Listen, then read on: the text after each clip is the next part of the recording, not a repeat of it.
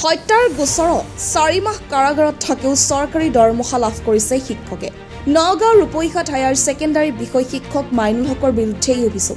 নগাঁও সদৰ থানাত ৰুজু হৈ থকা গোচৰৰ ভিত্তিত নগাঁও বিশেষ কাৰাগাৰত 4 মাহ ধৰি বন্দী হৈ আছে মাইনুল হক। পিছে শিক্ষা বিভাগে চিকিৎসাজনিত ছুটি প্ৰদান কৰিছে মাইনুলক।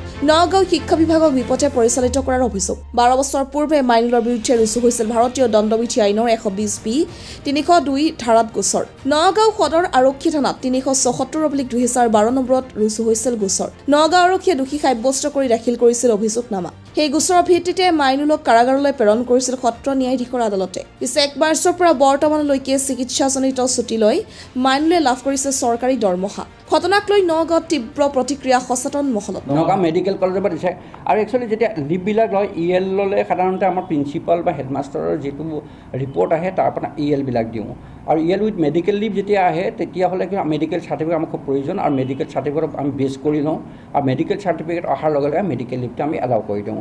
আৰু এই মানুহজনক মই এতিয়া ৰিপৰ্টখিনি চালোঁ। এই ৰিপৰ্ট মানুহজনে প্ৰথমতে 1/3/25 পৰা 29/4/25 60 দিন লৈছিলে আৰু 30/4/25 পৰা আকৌ তেওঁ 29/5/25 30 দিন ল'লে আৰু 1/6/25 পৰা 29/6/25 29 ডেজ তেওঁ লিভ এভেইল কৰিছে।